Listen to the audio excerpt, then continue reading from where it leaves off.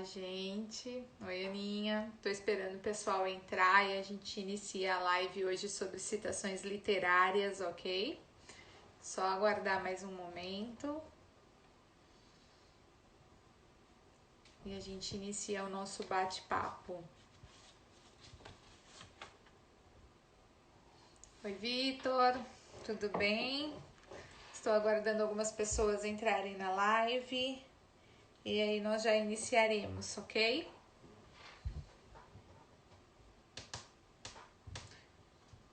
Então hoje nós falaremos aí sobre alguns livros, né, da nossa literatura que podem ser utilizados como alusões na redação. Eu vou esperar um pouco para ver se a gente vai ter uma demanda um pouco maior, tá bom? Senão qualquer coisa a gente adia aí a live. Olá! Só aguardando o pessoal entrar.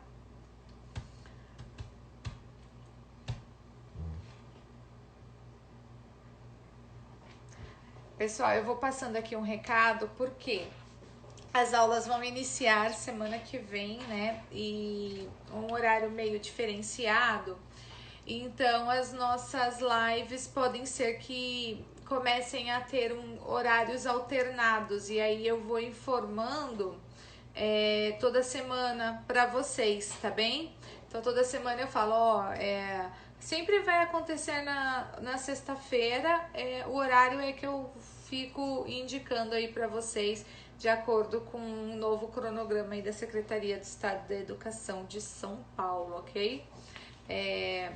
Nós tivemos algumas mudanças já ocorrendo aí na proposta do INEP também, e vamos aguardar as cenas dos próximos capítulos, né? Oi, Clara, seja bem-vinda. Meg, que é professora também. Então, a gente vai começar aí falando um pouquinho de literatura e como utilizar esses livros em alusão literária na redação do Enem. Bom, eu fiquei pensando muito na temática desse ano, né? E os alunos andam me questionando bastante em relação a isso. Professora, que tipo de tema pode vir a cair, né, no Enem? Bom, primeiro, praticamente impossível. Normalmente a gente sonda alguns assuntos, né? Sempre vai ser alguma coisa social, e acesso à cultura e educação. Então, independente do tema que venha ser cobrado na redação do Enem, estejam sempre muito ligados, muito antenados em relação a esses dois aspectos, aspecto social, aspecto cultural. E aí, por conta do coronavírus e de toda essa pandemia que nós estamos vivendo, né, atualmente, eu fiquei pensando que isso pode sim refletir no que vai ser cobrado, mas não vai cair coronavírus, né? Mas de repente algumas relações que façam conexões com o tema. Por exemplo, como que fica a cabeça de todo mundo, né, em relação a isso? Então, já há alguns anos se discutia a possibilidade do tema da depressão, né, do suicídio e com tudo que anda acontecendo atualmente, é um tema que sim, pode vir a ser cobrado. E aí, pensando e separando material para esse tema, eu fiquei pensando na literatura que trata isso. Então, que tipo de livro eu poderia usar? Claro, sempre haverá aqueles livros que são mais clássicos, eu diria até um tanto quanto clichês, que todo mundo usa, por exemplo, a obra machadiana. Mas o fato de usar a literatura como alusão dentro de uma redação do processo do Enem já soma a você alguns pontos a mais, principalmente na competência 2, que vai te cobrar aquele repertório, aquela bagagem cultural. Então, aí pensando nos livros, tem um livro que chama-se O Sofrimento do Jovem Werther. É um livro do século XVIII, né? Então, assim, ele é do romantismo, é europeu.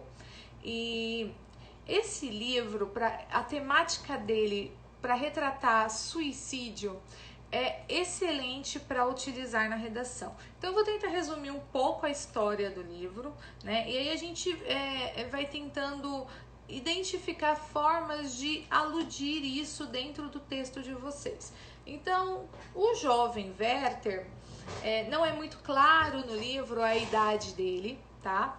Mas jovem, então subentende-se, né, que provavelmente ele é um adolescente ou um pós-adolescente, chegando aí numa fase adulta. E ele, por algum motivo que também não fica muito esclarecido, ele se muda para uma cidadezinha, né? E nessa cidade ele vai viver algumas coisas, algumas situações, e ele começa a trocar cartas com um amigo chamado Will, que não faz parte da história, ele é só o destinatário aí das cartas. E aí ele vai contando, né, sobre a nova vida, o que ele tem feito, as aflições dele. E o jovem Werther se apaixona por uma pessoa, né, por uma garota chamada Charlotte. E ele fica extremamente louco, alucinado, apaixonado por ela. O que ele não sabe é que a Charlotte, ela é comprometida. Então, um dia, né, em uma dessas festas, desses salões, né, a Charlotte, numa dança com ele, conta que ela é noiva. E o jovem Werther fica arrasado com isso, né? Ele fica arrasado mas ele não consegue tirar aquele amor, né, que ele tem pela Charlotte. E ele continua aí com ela, continuam conversando, continuam sendo amigos. Até quando a gente faz uma primeira leitura, a gente tem aquela impressão de que a Charlotte até corresponde um pouco ao amor, né, desse jovem, mas não fica também muito claro. E em um dado momento, o noivo da Lotte, ele retorna, né? E o Werther conhece o noivo e ele olha assim para o rapaz e começa a admirá-lo também, porque ele é um rapaz extraordinário, né? Ele é uma pessoa fantástica e ele fica com um sentimento de culpa, né?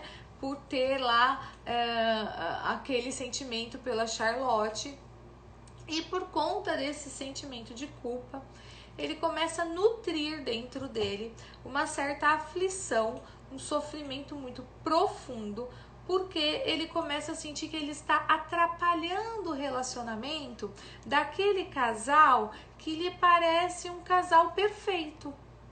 E então ele começa a ficar introspectivo.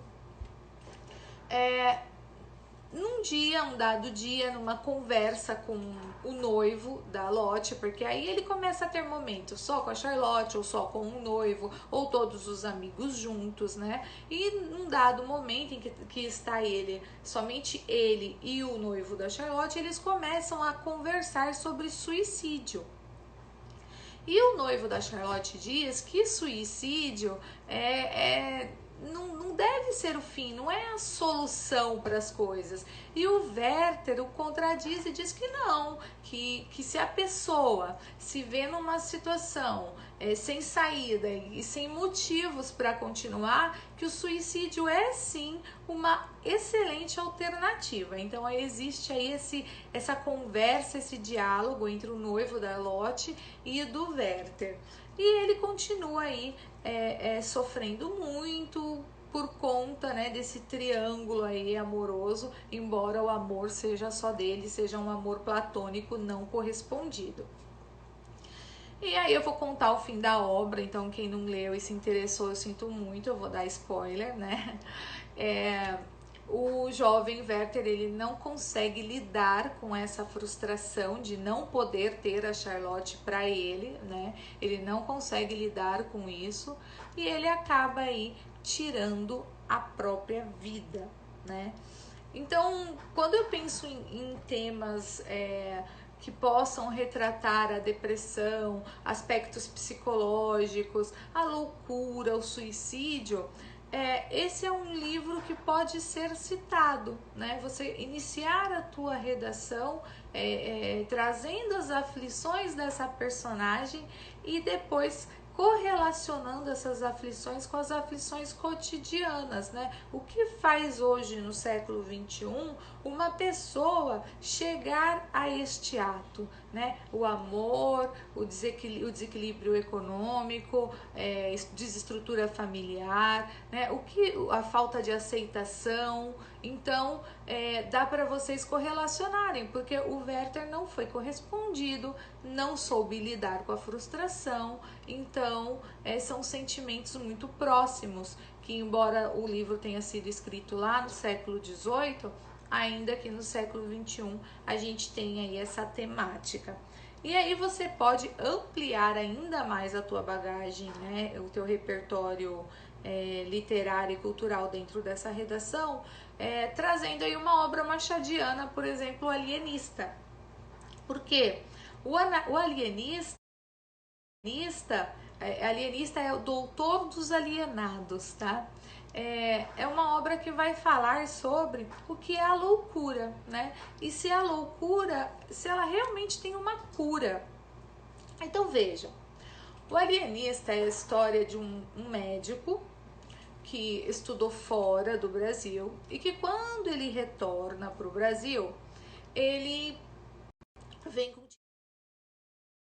cientista, né? E ele vem para o Brasil com a ideia de abrir um manicômio, né? Porque ele quer criar um remédio universal que cure a loucura das pessoas. Então ele vai morar numa cidade e nessa cidade ele começa a observar como as pessoas agem, né? Como as pessoas se relacionam e para fundamentar a tese dele, os estudos dele e assim desenvolver esse remédio que curaria a loucura do mundo.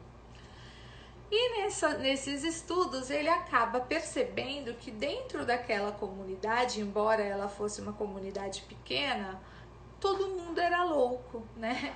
Todo mundo tinha os seus dias de agonia, os seus dias de ataque de fúria, os seus dias de crise de choro. Então ninguém estava bem com o seu consciente, o seu inconsciente, né? Todo mundo era louco. E ele começa também a perceber a sua própria loucura.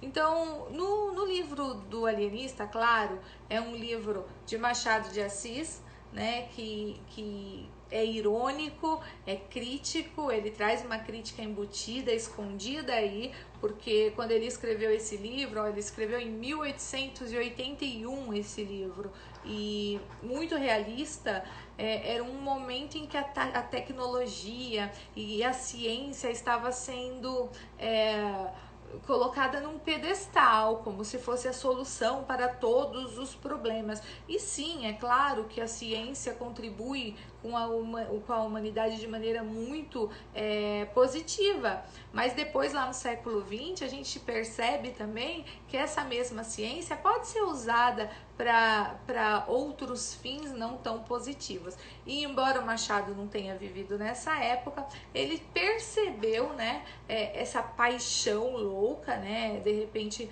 uma certa alucinação pela ciência, e no livro ele traz essa crítica também embutida, dizendo que não, que a ciência ela não vai ser a responsável pela cura de todos os maus que ocorrem dentro de uma sociedade.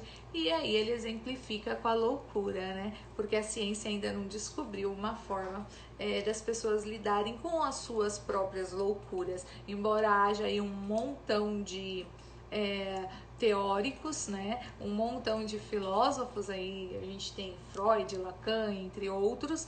Ainda não se tem um remédio, não se tem uma cura para essa loucura. Então, paralelo à questão, ao livro O Sofrimento do Jovem Werther, também podemos utilizar a obra machadiana O Alienista para falar aí sobre esse tema da depressão e dos aspectos psicológicos. E quando falamos de depressão e aspectos psicológicos, óbvio, né? Quem gosta de literatura não pode excluir a Cecília Meirelles. Por quê? A Cecília Meirelles era uma escritora extremamente introspectiva e ela escreve uma obra chamada A Viagem. O que seria essa obra, A Viagem? É uma reunião de 93 poemas. São 99 poemas na obra A Viagem. E desses 99 poemas, 13 são epigramas, né? O que a gente chama aí de epigramas? Então, epigramas são... Gente, só um minutinho, eu preciso tomar uma água. Epigramas, então, são poemas que são bem curtinhos, né? Eles têm uma origem clássica e eles são extremamente satíricos, extremamente críticos, até um pouco, eu diria, picantes, né? Eles pegam na ferida mesmo. Então, 13 desses 99 poemas são dessa forma. E qual é o tema, né? O tema que a Cecília Meirelles ela imprime nesses poemas do livro A Viagem. Essa viagem é uma viagem para o interior, né? É uma introspecção. Ela viaja para suas melancolias, para suas angústias, para os seus sofrimentos, saudades, desilusões, né? Então ele é um livro recheado, né, dessas questões sentimentais e psicológicas. Então, ó, sobre essa temática de questões psicológicas, eu já passei para vocês. Então, o sofrimento do jovem Werther, do Goethe, se escreve Goethe, mas se fala Goethe, né? O Alienista, do Machado de Assis, e A Viagem, de Cecília Meirelles. Então, são 3 obras, né, para falar aí sobre a depressão e as questões psicológicas e a loucura.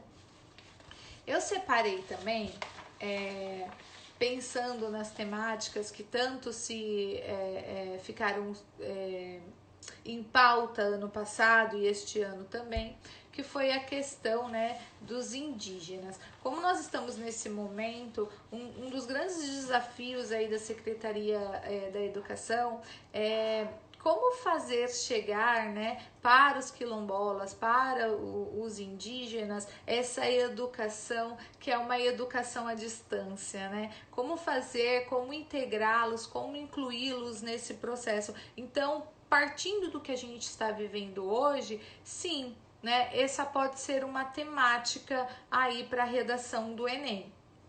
E aí, pensando, óbvio, né, nas questões indígenas, que livro eu indicaria? Iracema. Bom, quem não conhece a história de Iracema, ela vai traçar aí, ela vai contar, né, como se deu a relação dos índios com os portugueses durante o período de colonização. Mas por se tratar de uma obra romântica, né, do romantismo brasileiro, é óbvio que vai tratar isso de uma maneira idealizada, né, por meio do romance de um índio, uma índia, no caso, com um português. Então a história é mais ou menos assim. Nós tínhamos a Iracema, que ela era sagrada, ela era a virgem, né? Ela tinha que ter a castidade dela protegida. E um dia ela tá lá na floresta e o Martim, que é um português, ele está perdido nessa floresta. A Iracema escuta um barulho, né? Vê que é um homem e atira uma flecha nele. Ele se machuca, mas ele não a ataca.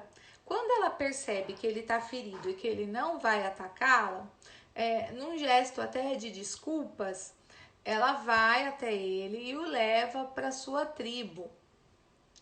E aí lá na sua tribo ela apresenta, né, o Martim pro teu pai, o pai dela cuida e ele desperta, óbvio, né, um certo ciúme no índio que era apaixonado por Iracema. E enquanto ele tá lá, né, na tribo, eles começam a se apaixonar. Olha que coisa linda, bem coisa de livro romântico, né? De romantismo. Eles se apaixonam, gente. Ele é super bem recebido na tribo, né? O índio é educado, aquela visão idealista do índio brasileiro nos moldes europeus, tá bom? E aí, num certo momento, tem relações com o senhor Martim. E os dois então precisam fugir, né? Porque ela perder a castidade era passível de morte. Então os dois fogem. E aí é que começa a grande crítica, né? Como que esse relacionamento, né, de um índio com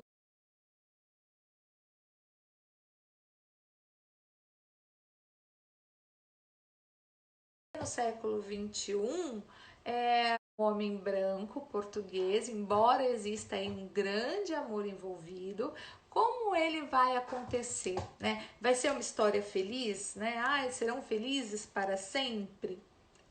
Não é isso que acontece, né? O Martim fica muito ausente por conta da função dele, né? Dentro da comunidade portuguesa.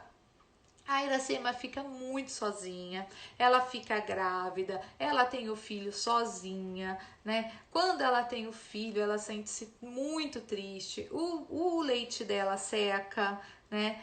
E aí o Martim retorna um pouquinho antes da Iracema morrer de tristeza, porque ela percebia que o Martim sentia muita falta da terra dele, ele não conseguia se desligar dos costumes portugueses, então não foi uma relação maravilhosa, né? Aconteceram aí várias questões que atrapalharam o desenvolvimento aí desse amor, né? Foi a realidade ali nua e crua. E Iracema morre. Essa é a história do livro Iracema, óbvio, com muitos mais detalhes. Mas aí dentro da redação, a gente pode fazer aí uma reflexão dessa relação, né, dos indígenas com os portugueses e o quanto essa relação ainda hoje, em pleno século XXI, não é azeitada, né? Porque imagina, você encontra com indígena e você fala, por mim tudo bem, normal. Mentira, né? Haverá aquele olhar de diferença, né? Se você for numa aldeia indígena, as pessoas, eu acho engraçado que as pessoas vão em aldeia indígenas e aí elas tiram fotos, né? O fato de você ir e tirar fotos e aí posta nas redes sociais, você já está tratando, né, aquele povo como uma alegoria. Então, nessa alegoria, nessas relações, é que precisa ser pensada a relação do indígena com o homem do século XXI, né? O quanto ainda há resistências e o quanto ainda nós os vemos como alegoria, como seres extremamente diferentes e fazer uma reflexão muito crítica em relação a isso. Bom, Ai, gente, só antes de ir para a próxima obra, eu vou finalizar a live um pouquinho antes hoje, tá? Eu não farei 1 hora de live. Por quê? Porque este ser aqui não consegue ficar parado, né? E aí, durante a quarentena, eu inventei de estudar.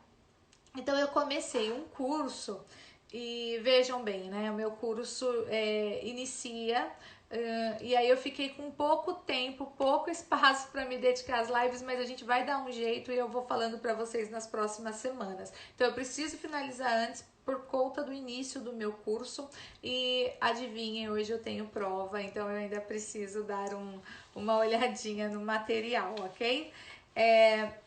Então vamos a um próximo tema, que seria a questão do sistema prisional brasileiro. E aí, prato cheio, carro-chefe, utilizar capitães da areia. Quem leu já sabe do que eu estou falando.